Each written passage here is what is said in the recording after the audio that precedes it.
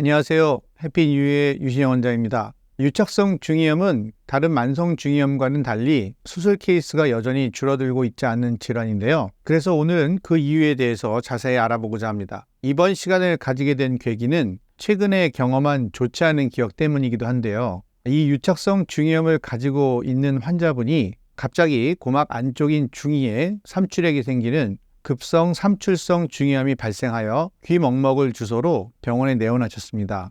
그래서 유착성 중이염의 급성 악화로 인한 삼출성 중이염이라고 말씀을 드리고 그 만성과 급성의 상관관계에 대해서 전후 설명과 함께 근본 원인인 유착성 중이염에 대한 수술을 권해드렸는데 다른 병원에 가셔서 진짜 수술을 받아야 하는지를 알아보신 것 같습니다.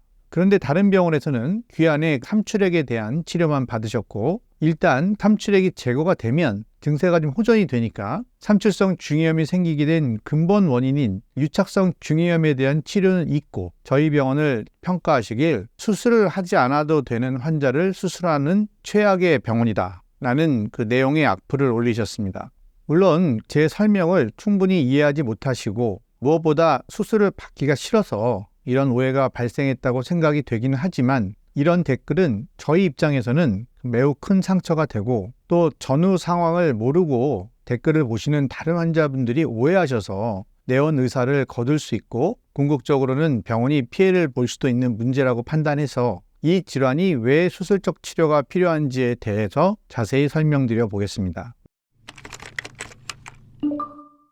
유착성 중이염은 고막의 함몰에서 시작하게 됩니다. 고막은 크게 긴장부와 변연부로 나뉘어지고 이 변연부는 고막이 3개의 층으로 되어 있는 긴장부와는 달리 한 겹이 적어서 상대적으로 얇기 때문에 고막 안, 즉 중이강에 음압이 생기면 안쪽으로 빨려 들어가기가 쉽습니다. 그럼 이 고막이 안으로 말려 들어가는 이유, 즉 중이강에 음압이 생기는 이유는 무엇일까요? 바로 중이의 압력을 조절하는 이관이 제 기능을 발휘하지 못해서인데요. 의학 용어로는 이관 폐쇄증이라 부릅니다. 이것은 이관이 코로부터 받은 공기를 중이 쪽으로 잘 보내지 못해서 중이에는 공기가 부족하게 됨으로써 결국 중이강 내에 음압이 형성이 되고 그것으로 인해서 고막이 안쪽, 즉 중이강 쪽으로 빨려 들어가는 힘이 생기게 되는데 이때 앞서 말씀드린 변연부 쪽 고막이 얇기 때문에 먼저 빨려 들어가게 되는 것입니다. 이것을 진찰시 내시경 등으로 고막을 관찰하게 되면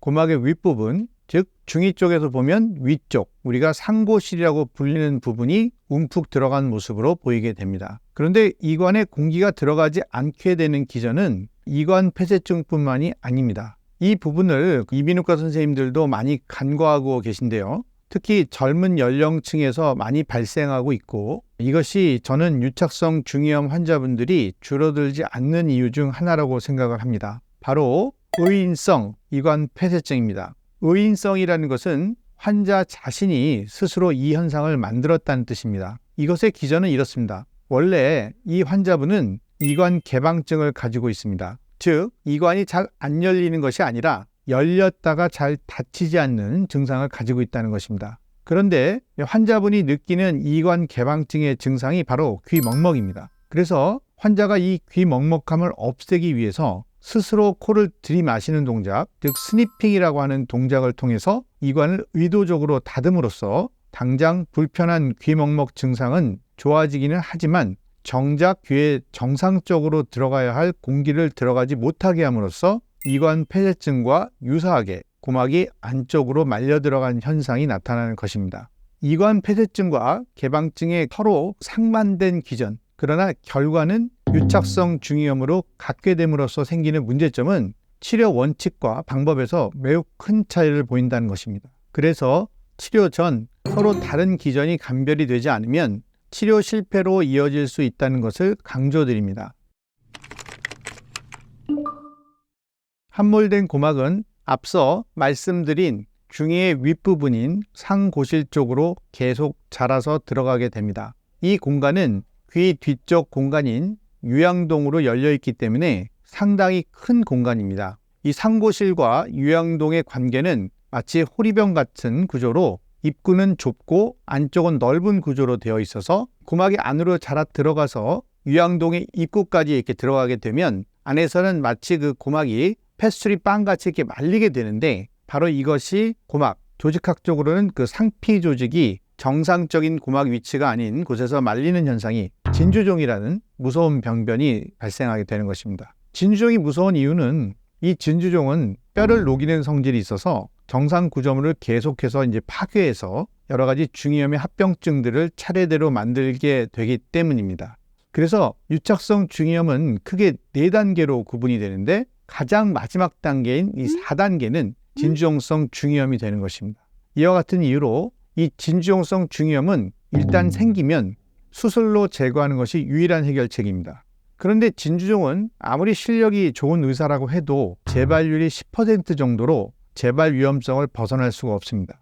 따라서 고막이 상고실로 자라 들어가서 이 고막이 돌아올 수 없는 변성이 발생한 유착성 중이염의 3단계부터 저를 비롯한 수술을 할 수 있는 귀 전문의들은 진주종으로 발전하기 전에 변성된 고막을 제거한 다음 다시 고막이 상고실 쪽으로 말려 들어가지 않도록 상고실 부분을 연골 등으로 재건해주는 수술적 치료를 권하고 있고, 특히 이 재건술은 경험이 많은 숙련된 귀 전문의들만이 할 수 있어서 저의 경우는 상고실 재건술을 얼마나 깔끔하게 하는가로 수술자의 능력을 평가하기도 합니다.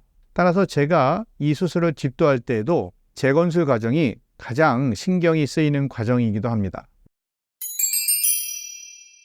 유착성 중이염은 이렇게 서로 그 상반된 두 가지 기전에서 비롯돼서 고막이 상고실 쪽으로 자라 들어가 변성이 발생하게 되면 회복이 되지 않고 결국에는 진주종으로 발전하기 때문에 수술적 치료가 반드시 필요한 질환임에도, 환자분들은 당장 불편한 증상이 사라지게 되면 여러 가지 이유로 수술을 기피하기도 해서 치료 원칙을 공유하기가 좀 어려운 질환 중에 하나입니다.